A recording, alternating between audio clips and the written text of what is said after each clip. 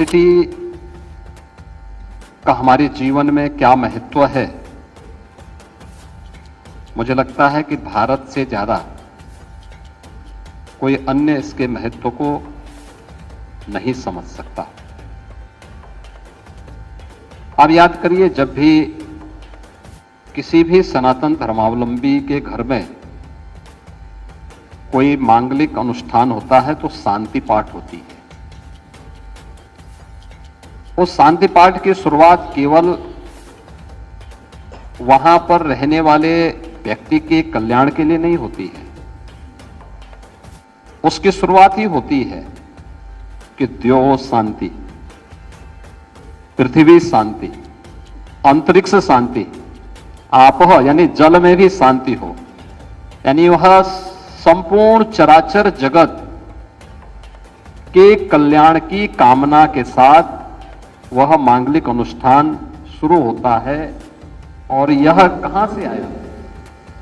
यह वेद के उस महत्वपूर्ण सूत्र से निकला हुआ है जो हमारे वैदिक ऋषियों ने इस सृष्टि के संरक्षण के लिए हम सबसे एक आश्वस्ति चाहिए। यानी वैदिक ऋषि किस बात का आश्वासन हमें चाहता है? इस बात का आश्वासन चाहता है कि अगर मनुष्य को बने रहना है तो याद रखना, हमें इस चराचर जगत के बारे में सोचना पड़ेगा। केवल मनुष्य के बारे में नहीं, केवल जीवों के बारे में नहीं, केवल जंतुओं के बारे में नहीं, हमें उसकी उस पूरी विविधता के बारे में जिस पर जीवन चक्र आधारित है, इन सब के बारे में सोचना पड़ेगा। और इसीलिए तो अथर्ववेद ने कहा है कि धरती हमारी माता है, हम सब इसके पुत्र हैं।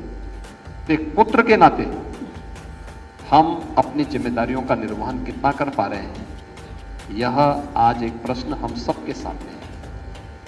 और इसीलिए दुनिया के मंचों में 1992 में इसमें चर्चा प्रारंभ हुई होगी।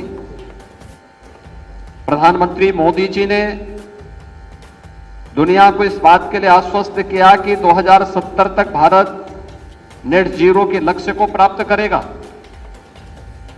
लेकिन इस लक्ष्य को प्राप्त करने का काम केवल सरकार के स्तर पर नहीं, बल्कि हम सबके सामूहिक प्रयास से जब एक कार्यक्रम आगे बढ़ेंगे तो इसके परिणाम हमारे सामने देखेंगे।